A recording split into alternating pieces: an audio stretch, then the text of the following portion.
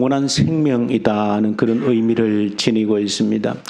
영원한 생명, 영생에 대한 것은 모든 사람이면 반드시 가지고 있는 갈망이다 하는 것입니다. 그것은 전도서 성경에 보시면 모든 사람에게는 영원을 사모하는 마음을 하나님이 주셨다, 그렇게 성경은 기록하고 있습니다. 그래서 모든 사람이면 누구나 영원한 생명에 대해서 갈망을 한다는 것입니다. 영원한 생명에 대한 갈증이 있다는 것을 말하고, 누구라도 진정으로 자신의 삶에 대해서, 인생에 대해서 고민하는 사람이라고 하면 누구라도 영원한 생명에 대해서 갈증을 느끼게 되어져 있다는 사실입니다. 어쩌면 모든 종교의 출발은 여기서 출발하는 것입니다. 영혼에 대한 갈증이기 때문에 종교가 출발할 수 있는 겁니다. 만약에 영혼에 대한 갈증이 없다라고 하면 그저 어떻게 저렇게 살다가 이 땅에 죽는 것으로 모든 것이 소멸되고 끝난다라고 하면 굳이 종교라고 하는 것을 만들 이유가 없는 것입니다. 보시면 불교에도 또 윤회 사상이 있는 것은 영혼에 대한 갈망이기 때문에 그런 것들을 만들어내는 겁니다. 영혼에 대한 갈증이 있기 때문에 그런 윤회라고 하는 사상도 만들어내는 겁니다. 유교에서 조상신을 섬긴다 하는 것도 근본적으로는 영혼에 대한 갈증이 있는 겁니다. 그런 게 반영들이 다 있는 겁니다. 죽지 않는다는, 조상이 죽어도 귀신이 된다는 그 자체가 영혼에 대한 갈증이 투영이 되어져 있는 겁니다. 어쨌든 모든 사람들은 그 영원한 생명에 대한 갈증을 가지고 있다. 사람이면 누구나 이 갈증을 누구나 가지고 있다는 것입니다.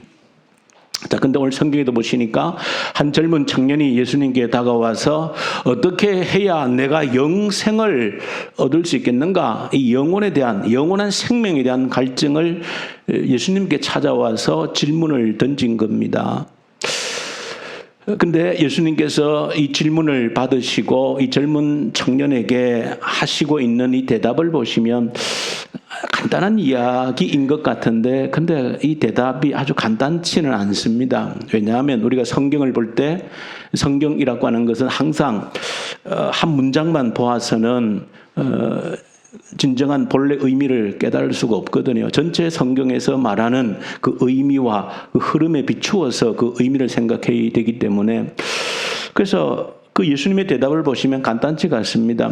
대답을 하셨는데 굉장히 역설적인 방법으로 예수님께서 그 젊은 청년에게 대답을 합니다. 여러분, 우리가 구원을 받는다. 그러니까 여러분들이 조금만 신앙이 있는 분이라고 하면 예수님의 대답에 모순이 있다는 것을 단번에 발견할 겁니다. 왜? 내가 예수 믿고 구원받는 것은 우리가 하는 아주 근본적인 고백이 뭡니까? 오직 은혜라고 하는 고백을 하지 않습니까?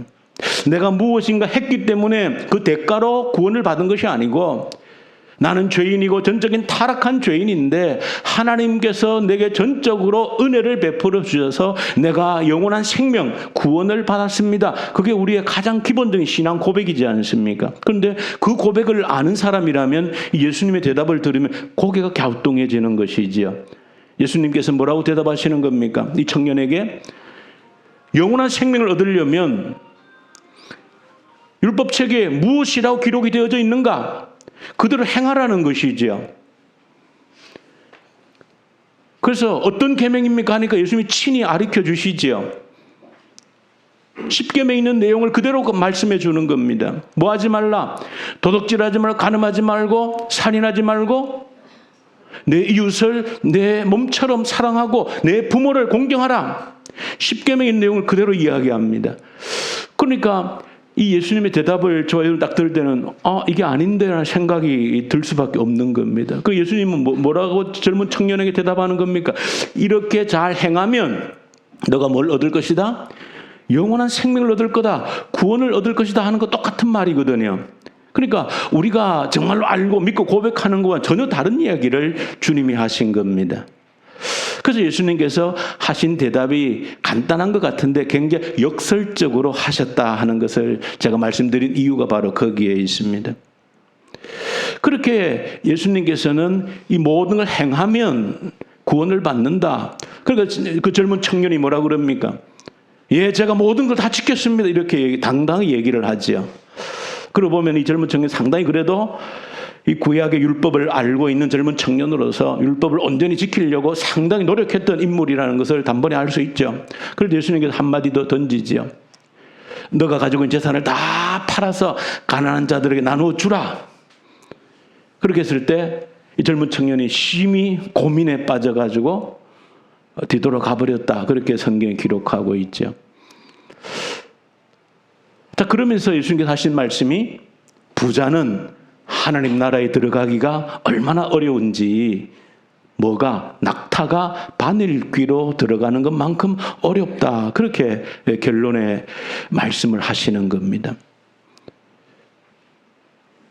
그러니까 이렇게만 단순하게 이야기하면 사실은 뭐 별 어렵지 않은데 우리가 알고 있는 기본 신앙 고백과는 전혀 다른 거예요.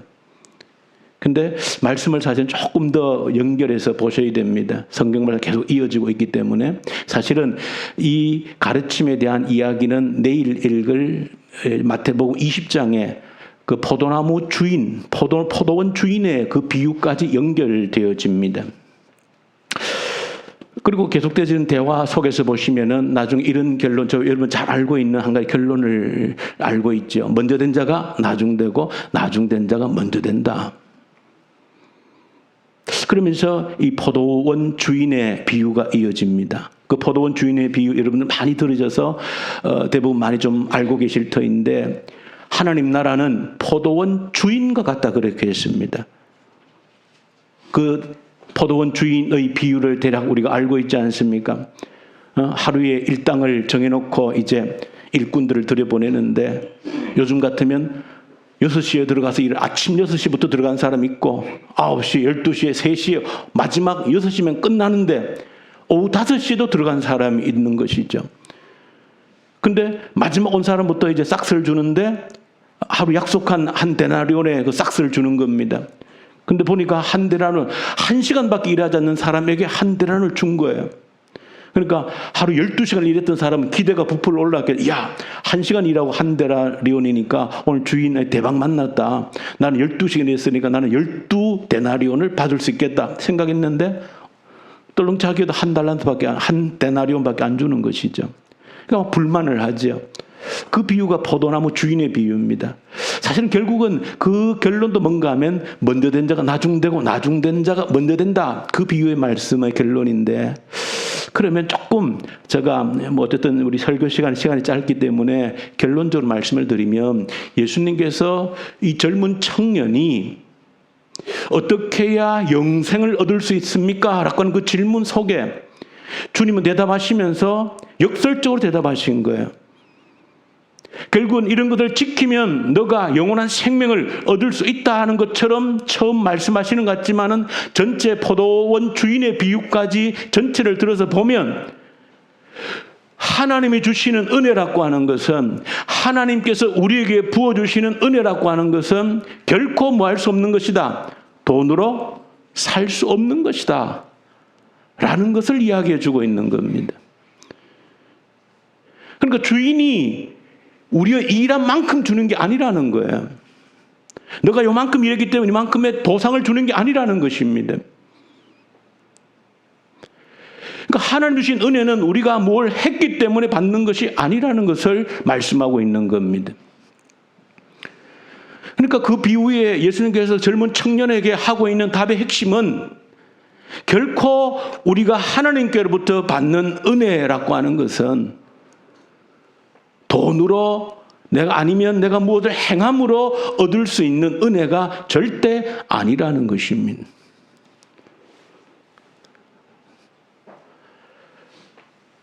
그 사실을 저와 여러분들이 오늘 본문 속에서 먼저 좀 이해를 하셔야 이제 다음 문제를 사실은 우리가 조금 이해를 할 수 있는 겁니다. 그래야 부자는 왜 천국에 들어가기가 어려운 것인지, 왜 정말로 낙타 바늘귀로 가는 것만큼 어려운 것인지에 대한 그 이유를 조금은 이제 저 여러분들이 이해를 할 수가 있는 겁니다. 그러니까 예수님의 대답도 우리가 기본적으로 알고 있는 신앙의 고백과 전혀 다르지 않습니다. 하나님의 은혜라고 하는 것은 절대 뭐 하지 않는다. 우리가 어떤 행함으로 받을 수 있는 것이 절대 아니라는 것입니다. 자, 그런 결론을 내려놓고 또 보니까 뭐가 이해가 안 되는 겁니까? 근데 부자는 하늘나라 들어가기가 어렵다고 그래놨잖아요. 그러니까 또 이해가 또 안 되는 겁니다. 그래서 사실은 예수님의 이 대답, 가르침 속에는 굉장히 간단한데 사실은 굉장히 또 우리가 깊이 생각할 수 있는 그런 내용들을 많이 담고 있는 겁니다. 그래서 그 깊이가 한이 없는 것이죠. 자, 이 사실을 이런 좀 역설적인 예수님의 설명을 좀 깊이 이해를 하려고 그러면 우리 19장인데 18장에 유명한 예수님의 한 가지 비유가 나옵니다. 1만 달란트의 비유가 나옵니다. 그 1만 달란트의 비유의 핵심을 좀 이해를 해야 오늘 이 본문에 있는 예수님의 가르침도 구체적으로 왜 이런 역설적인 방법으로 예수님께서 말씀하셨는지를 좀 이해를 할 수 있는 겁니다. 자, 1만 달란트 비유, 저 여러분들이 별로 어렵지 않게 아마 이 비유는 이해가 될 줄로 압니다. 어떤 사람이 왕에게 1만 달란트 빚을 졌다는 것이지요. 그 왕이 어느 날 갚으라고 그런 겁니다. 1만 달란트가 얼마냐? 요즘 돈으로 환산을 해봐야 우리가 조금 감이 오잖아요. 1만 달란트는 한 사람이 16만 년을 일한 연봉입니다. 16만 년을 일한 연봉입니다. 만약에 어떤 사람 한 사람 연봉이 5천만 원이면 제가 해보니까 16만 년이면 8조 정도 되는 돈이 1만 달란트의 돈입니다. 그러니까 그 돈은 어떤 한 개인이 절대 갚을 수 없는 돈이라는 것을 상징하는 겁니다. 그런데 그 돈을 뭐 한 겁니까? 다 탕감해 줬다는 겁니다. 왜? 갚을 길이 없어서 나를 살려주시오, 용서 주시오 하니까 그 돈을 다 갚아주셨다. 이게 탕감해 줬다는 거예요. 그걸 뭘 얘기하는 겁니까? 하나님의 은혜라는 것을 그렇게 설명하고 있는 겁니다. 하나님이 우리에게 베풀어준 은혜라고 하는 것은 우리가 어떤 값으로 지불할 수 있는 게 되지 않는다는 것을 이야기하는 겁니다. 하나님의 은혜는 두 가지가 있습니다. 특별 은혜가 있고 일반 은혜가 있습니다. 우리에게 도무지 돈으로 환산할 수 없는, 우리의 행함으로 갚을 수 없는 하나님의 은혜는 두 가지, 일반 은혜가 있고 특별 은혜가 있어요. 일반 은혜는 뭡니까? 우리가 뭘 조금 음식 먹는 것도 돈을 주고 사서 먹지요. 값을 지불하지요. 그러나 이거 상식적인 거예요. 어린아이 주일학교 다 알지요. 정말 중요한 것은 하나님 다 그냥 주신 거잖아요. 지금도 끊임없이 호흡하고 있지만 이 호흡하는데 돈 내고 한 사람 아무도 없지요. 에? 돈을 내지 않고 하늘 무료로 주신 것들입니다. 하늘의 햇빛을 무료로 주신 것들입니다. 아무 돈을 내지 않습니다. 여러분들이 지구라고 하는 이 별 속에 사는데 지금 사용료를 집세 내고 계신 분 계신가요? 아무도 없을 겁니다. 여러분들 이제 우주에 수많은 별들이 있지만 이 지구처럼 사람이 아직도 이처럼 사람이 살기 적당한 이 환경을 갖춘 별이 아직은 발견 못했잖아요.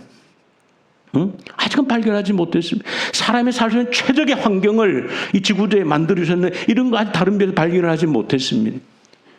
그런데 여기에 사는 데에 누구도 단돈 1전도 세금을 내지 않습니다. 무료로 살고 있는 겁니다. 그런 걸 생각하면 이루 말할 수 없는 것들이 많지요. 사실 우리가 그 모든 것들을 뭐하고 있는 겁니까? 무료로 사용하고 있는 겁니다. 공짜로 사용. 이게 일반 은혜인 겁니다. 그러니까 이런 것들은 내가 지구촌에 살고 있는 것을 하나님께 세로 낸다, 세금으로 낸다라고 하면 얼마를 내야 되겠습니까? 안 되는 거예요. 그래서 이런 일반 은혜에 대해서 우리는 아무 갚을 길이 없는 겁니다. 그게 1만 달란트 비유에 들어있는 겁니다.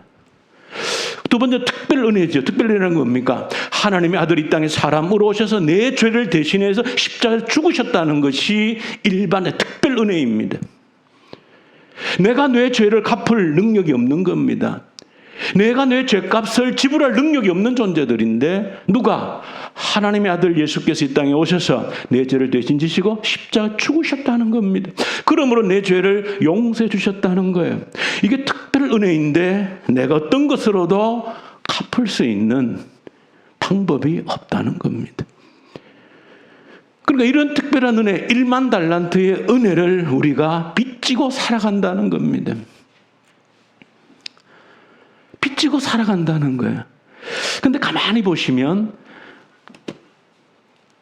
그 1만 달란트 비유에 이제 그 1만 달란트의 빚을 탕감받고 돌아가는 이 기분이 너무너무 좋아서 돌아가는 이 사람이 길 가다가 누굴 만납니까? 누굴 만나요? 자기한테 빚진 놈을 한 놈 만나죠. 얼마 빚졌습니까? 어? 성경을 다 잊으셨습니까? 읽을 때 기억, 얼마 빚졌습니까? 100데나리온. 100데나리온은 얼마입니까? 한 데나리온이 하루 1당입니다, 당시에. 오늘 같으면 15만 원 하루 1당이면 100일이면 얼마입니까? 어? 100일 동안 15만 원 1당 받으면 얼마입니까? 1,500만 원이죠. 그러니까 1만 달란트를 탕감받고 너무 기분 좋아서 가다가 1,500만 원 내게 빚진 놈을 만난 겁니다. 여러분, 이 비유를 잘 새기셔야 됩니다. 주님께서 이 비유를 말씀하신 이유가 있는 겁니다. 그리고 왜 부자가 천국 가기 어렵다고 얘기하는지 그것도 이걸 알아야 핵심을 이해할 수 있는 겁니다. 예수님의 영생을 설명하시면서 역설적으로 설명하는지도 깨닫게 되어지는 겁니다. 이 내게 100달란트 빚진 놈 잡아가 어떡합니까? 내가 이 엄청난 걸 탕감받았으니까 그건 돈도 아니야. 그건 없는 걸 해줄게. 했습니까? 너 잘 만났다. 당장 내놔. 당장 내놔. 그걸 어떡합니까? 없다 그러니까 감옥에 쳐넣어버리죠. 돈 갚으라고. 그걸 주변에서 보다가 너무 딱하니까 저 사람 봐라. 지는 지금 어마어마한 걸 좀 탕감받고 오다가 지한테 겨우 거기에 비하면은 뭐 1000분의 억만 분의 1도 안 되는 거 그거 안 갚는다고 지금 두드리 패고 감옥에 쳐넣어. 이야, 저 인간이 저럴 수 있나? 이래가지고 어떡하면 옆에 있는 사람이 그 주인에게 가서 고발 일르지 않습니까? 그 주인이 듣고 화가 나가지고 그럼 납장 끌어오라 그러죠. 응? 내가 너한테 그렇게 빚을 다 아무것도 안 받고 탕감해 줬는데 너는 어떻게 했느냐? 여러분, 여기에 우리 신앙이 아주 본질적인 게 담겨져 있는 겁니다. 우리가 은혜를 받아도 은혜가 은혜되지 못한 이유가 바로 여기 있는 겁니다. 예배당에서 은혜 받는데 나가도 은혜가 유지가 되지 않는 게 이유가 여기 있는 거예요. 탕감 받을 때 너무 기쁘고 감사하지요. 근데 그게 바깥을 나가면 그 은혜가 유지가 안 되는 것은 나한테 100데나리온 빚진 자를 포용하지 못하고 탕감해 주지 못하기 때문에 그렇습니다. 그래서 은혜가 되지 못하는 겁니다. 이거 잘 아셔야 됩니다. 우리가 늘 하는 주기도문 속에 어떤 기도가 포함되어져 있습니까? 내가 내게 죄 지은 자를 뭐 해주는 것처럼 용서를 해주는 것처럼 뭐 해달라? 내 죄를 용서해달라는 그런 기도가 주기도문에 들어있습니다. 이 주기도문의 기도 내용은 이 1만타의 비유와 똑같은 겁니다. 다시 말하면 내가 내게 빚진 자를 내가 탕감해주고 용서해주지 못하면 주님께서 베풀어진 그 용서가 되지 않는다는 겁니다. 다시 말하면 은혜가 되지 않는다는 거예요. 뭘 못하기 때문에 내가 내게 빚진 자, 100데나리온 빚진 자를 포용하지 못하고 용서하지 못하기 때문에 결국은 내가 하나님께로부터 탕감받은 것이 무효화될 수 있다는 것. 그 말은 은혜되지 못하, 은혜를 누리지 못한다는 겁니다. 왜 내가 받은 은혜를 그 어마어마한 은혜를 받았다고 그러는데 이게 내 삶 속에 누려지지 않는가? 이유는 다른 데 있지 않습니다. 내가 용서해주지 못하기 때문에 그렇습니다. 그 원리를 잘 아셔야 되는 겁니다. 하나님의 은혜는 너무너무 엄청나다고 그러는데 그런 은혜를 내가 받았는데 이게 누려지지가 않아요. 내가 그런 은혜를 사랑을 받았다는 게 깨달아지지 않고 감동이 안 되는 이유는 내가 내게 빚진 자를 용서하고 있지 못하기 때문에 그렇습니다. 신비한 원리인 겁니다. 하나님 주신 은혜를 깨달으려면 내가 용서하는 것만큼 하나님 주신 내게 주신 은혜가 깨달아지고 누려지는 겁니다. 그 원리를 아셔야 되는 겁니다. 자, 그 원리를 알면은 이제 예수님께서 왜 부자가 하나님 나라에 들어가기가 어렵다라고 말씀하고 있는지를 조금 이해를 하게 되어지는 겁니다. 무슨 얘기인가 하면 사람의 탐욕이라는 것은 끝이 없습니다.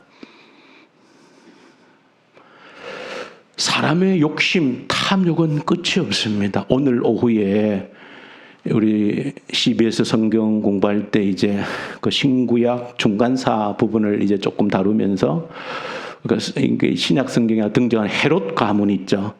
헤롯 가문을 좀 공부할 터인데 헤롯 가문은 좀 죄송한 표현이지만 가문 자체가 그 부모 자식 간의 모든 가계도가 강아지 가계도입니다. 완전히 강아지 가계. 오후에 이런 실체를 보게 될 겁니다. 권력을 가졌지만은 부모와 부부 간에 자식 간에 피비린내 나는 죽이는 사륙이 벌어집니다. 권력을 위해서라면 근친 상간도 아무 의미가 없습니다. 왜 그런가? 그래서 로마의 그 황제, 첫 번째 황제가 누군가 하면은 그 아우구스투스 옥타비아누스 황제죠. 그 황제가 자기 때 이제 유대 땅의 왕으로 이제 있는 사람이 이 헤롯 가게, 헤롯 가문이거든요. 그 보니까 자기가 봐도 로마 황제가 봐도 이 헤롯 가문이 너무나 권력 투쟁이 암투가 심하고 해서 뭐라 얘기했나? 내가 헤롯의 아들이 되느니 차라리 헤롯 집안의 개가 되겠다. 그렇게 얘기를 한 겁니다. 로마 황제가 봐도 헤롯 가문은 너무너무 개판인 거예요. 권력을 서로 움켜쥐기 위해서 형제도 부모도 아무것도 없는 거예요. 그렇게 잔인하게 살았던 인물이 헤롯이고 그 자녀들이 똑같이 닮아갑니다. 그렇게 잔혹하게 권력을 위해서 아내도 죽이고 자식도 죽였던 헤롯 대왕, 우리 성경에 나오는 예수님 탄생 때 유아들을 다 살해했던 헤롯. 그러니까 권력을 유지하기 위해서는 수단과 방법을 가리지 않는 겁니다. 아내도 죽이고 자식도 죽이고. 그 헤롯이 그렇게 권력을 유지하려는 헤롯이 죽을 때 어떻게 했는지 아십니까? 죽을 때 유언하기를 내가 죽으면 유대인들 가운데 유력한 자들을 경기장에 다 모아놓고 다 죽여라라고 자 여동생에게 유언을 합니다. 왜? 내가 죽으면 아무도 울지 않을 것이므로 그 다 죽여야 곡소리가 날 거니까. 그렇게 잔혹한 사람이 헤롯 가문입니다. 여러분, 뭘 얘기하는? 권력은 돈과 같이 가는 겁니다. 돈이 권력을 만들고 권력이 돈을 만듭니다. 그건 뗄 수 없는 거예요. 권력을 추구하는 이유는 돈을, 물질을 추구하는 똑같은 속성입니다. 그러니까 왕의 자리에 앉아도 끝이 없는 겁니다. 지키기 위해서는 혈육까지도 죽여야 되는 거예요. 돈의 속성이 그렇다 그 말입니다. 그러면 돈이라고 하는 것은 가지면 가질수록 더 탐욕이 부러지는 것이지 이만하면 내가 됐다. 세상에 그런 사람은 아무도 없습니다. 이 정도 가져서 나는 만족해. 그런 사람 보셨습니까? 아닙니다. 돈이라고 하는 건 끊임없이 더 큰 탐욕으로 우리를 나아가도록 만드는 겁니다. 그 지금도 마찬가지죠. 권력을 유지잡은 사람들이 가장 두려워 떠는 게 뭡니까? 경제가 망하면 권력을 유지할 수 없는 겁니다. 지금도 똑같은 거예요. 경제가 망하면 권력은 유지될 수가 없는 겁니다. 당장의 백성들이 권력을 끌어내려 버리죠. 그러니까 돈과 권력이라는 것은 똑같이 평행선으로 달려가는 겁니다. 그러니까 이 돈이라고 하는 것은 끊임없이 우리를 뭐 하는 겁니까? 타락하게 하는 가장 핵심적인 주범이라고 하는 겁니다. 그러니까 돈을 가지면 더 가질수록 그런 탐욕은 더 생기는 이치를 여러분들이 기본적으로 깨달으셔야 예수님께서 부자가 어디에 하늘나라 천국 가는 것이 왜 어렵다고 했는지 그 이유를 알게 되어지는 겁니다. 그러니까 여러분들 부자 되길 원하지만 부자 되는 것이 얼마나 위험하다라고 하는 예수님의 경고도 알고 부자 되기를 원하셔야 됩니다. 그 경고를 깨닫고 부자 되기를 원하셔야 되는 겁니다.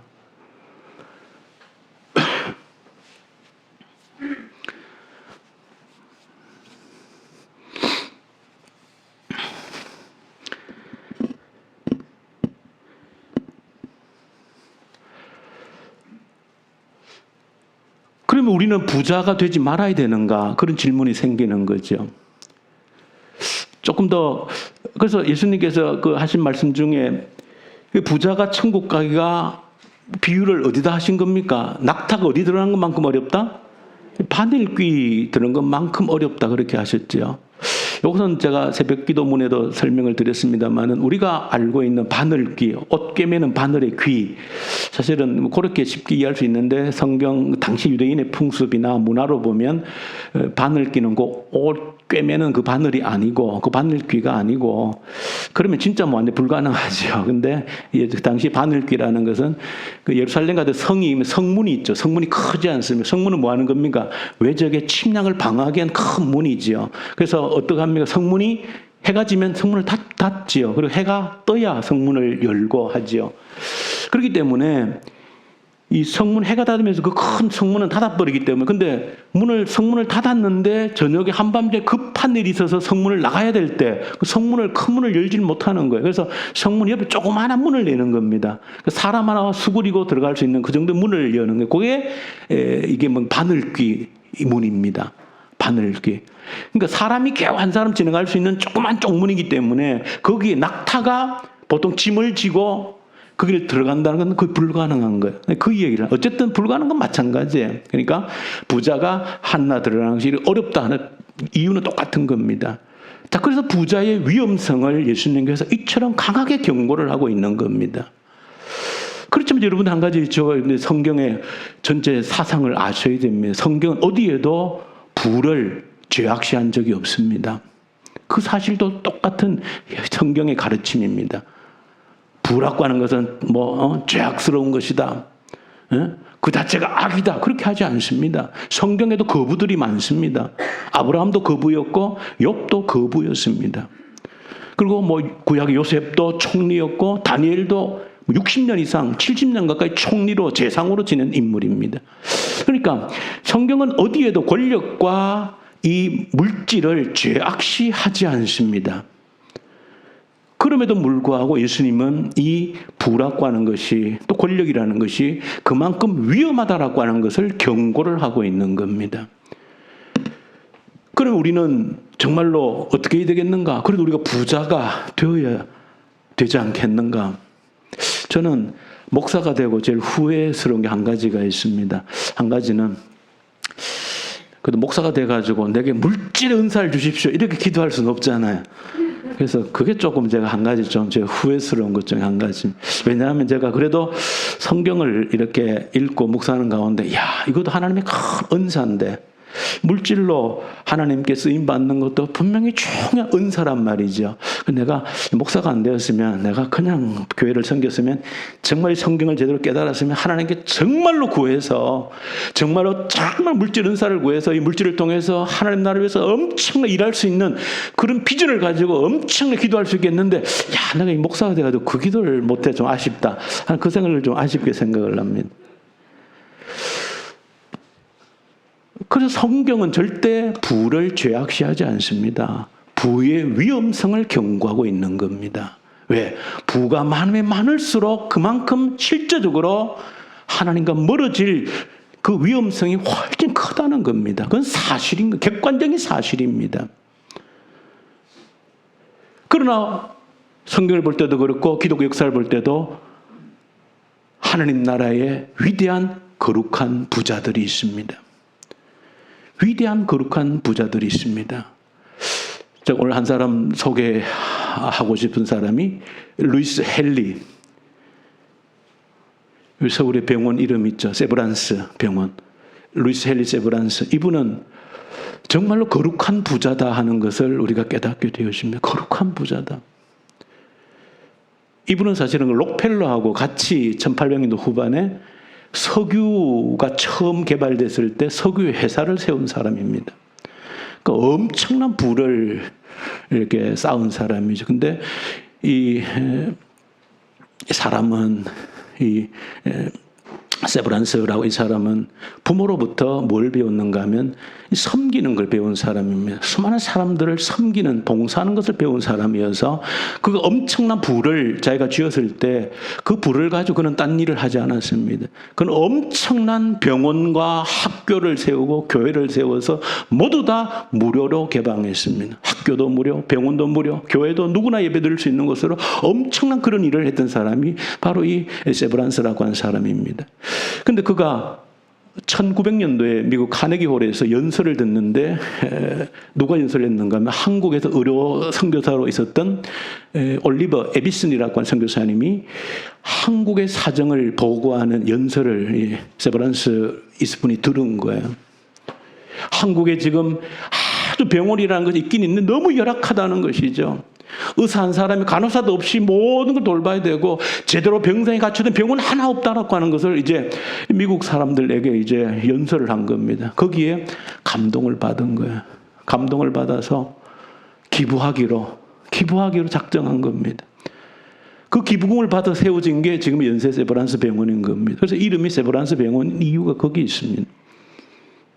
물론 연세할 때 연자는 연희 전문대이고 이것은 언더우드 가문에서 기부한 돈으로 세워진 학교입니다.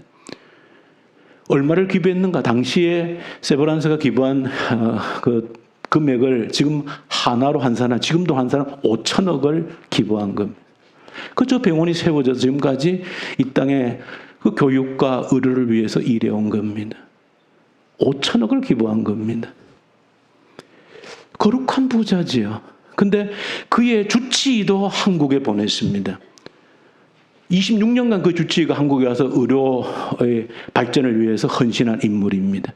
그 세브란스는 자기 주치의까지 한국에 보내고 난 다음에 바로 자기는 죽게 되어집니다. 죽게 되어졌을 때 그의 수첩 속에서는 깨알같이 앞으로 기부해야 될 곳에 명단이 적혀 있는 겁니다. 중국에도 필리핀에도 한국에도 참 기부해야 될 명단들을 적어놓고 그리고 정작 자신의 이름으로는 집 한 채 남기지 않았습니다. 그야말로 거룩한 부자로서 이 땅에 쓰임받은 인물입니다. 그러니까 저와 여러분들이 물질 부가 잘못되어진 게 아니다 하는 사실이죠. 그런데 그만큼 위험하다는 것을 예수님이 경고하신 겁니다. 그럼 저와 여러분들이 정말로 거룩한 부자가 되기 위한 열망이 필요한 것이죠. 여러분, 우리 가까이에도 창신학교, 의신 여학교, 많은 유치원들 다 호주 선교부가 후원해서 세운 학교들입니다. 지금 어떻게 됐는지 잘 알지 않습니까? 다 잃어버렸죠. 다 잃어버렸죠. 지금 여러분들 아시는 것처럼 이제 지금 현행 한국 교육법상으로는 현재 한국의 교육법상으로는 아무리 내가 자산을 기부해가지고 내가 기독교 정신으로 교육하는 학교를 세운다 할지라도 이제는 교사를 뽑을 수 없습니다. 사립학교에서. 얼마 전에 교육법이 개정됐습니다. 그러니까 기독교 정신으로 내가 교육을 하고 싶어서 내가 사립학교를 세워도 교사를 뽑을 권한이 없습니다. 교사는 누가? 교육부에서 그냥 주는 대로 받아야 되는 겁니다. 불신자든 불교신자든 무신론자든 누구라도 주는 대로. 그리고 어떻게 그런 기독교 정신을 교육이 불가능하도록 만들어 놓은 겁니다. 그러니까 나라의 교육부의 예산을 받는 학교로서는 기독교 교육을 할 방법이 아예 이 땅에서 사라져버린 겁니다. 그럴 때 저와 여러분들이 정말로 다시 한번 이런 데에 거룩한 부자에 대한 꿈을 여러분들이 키우셔야 되는 겁니다. 이 땅에 정말로 하나님 이 나라의 법이 허락하지 않는다라고 하면 내가 전적으로 후원해서라도 정말로 기독교 정신으로 성경의 정신으로 교육할 수 있는 최고의 학교를 내가 다시 세우겠습니다. 그런 정도의 여러분들의 비전, 거룩한 부자가 되기 위한 비전이 있어야 될 줄로 믿습니다. 그런 꿈을 키울 수 있는 저 여러분들 되어질 수 있기를 바랍니다. 한편에서 부라고 하는 것이 너무 위험한 것이기 때문에 가까이 가기만 해도 타락할 수 있는 엄청난 폭발력이 있는 위험물이기 때문에 두려워할 것만이 아니라 역사상에 있는 수많은 거룩한 부자들이 있다는 것도 기억하시면서 하나님 앞에 내가 거룩한 부자로 살기 위한 그런 비전이, 꿈이 저 여러분들에게 있기를 간절히 소망합니다. 하나님 나라를 위해서, 하나님 나라에 들어간다는 것이, 하나님 나라를 누린다는 것이 진정 어떤 의미인지를 도망가듯이 누리는 것이 아니라 적극적으로 하나님 나라를 확장하는 일에 쓰임받을 수 있는 저 여러분들 될 수 있기를 간절히 소망합니다. 그래서 오늘 주님께서 하시는 말씀처럼 영생을 누리는 것, 하나님의 은혜라고 하는 것은 도무지 내가 갚을 수 없는 주시는 은혜를 받는 것이지만, 그러나 내가 해야 될 일들로서 물질에 평생 휘둘리지 않고 돈의 노예가 되지 않고 하나님의 창조 명령대로 만물을 정복하고 다스리는 그런 능력으로 하나님 나라를 확장해 나가는 데에 내가 쓰임받기 원합니다 하는 열망이, 갈망이 저 여러분들에게 세워질 수 있기를 간절히 소망합니다.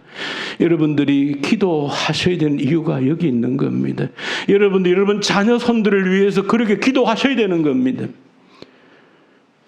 그런 거룩한 일에 쓰임받을 수 있도록 기도하셔야 되는 겁니다. 그럴 때 우리 가운데, 우리 자녀 세대 가운데 그런 위대한 일을 하는, 한 나라를 바꾸는, 한 민족의 운명을 바꾸는 그런 일에 헌신하는 자들이 나타나게 될 줄로 믿습니다. 주님 아버지 감사합니다.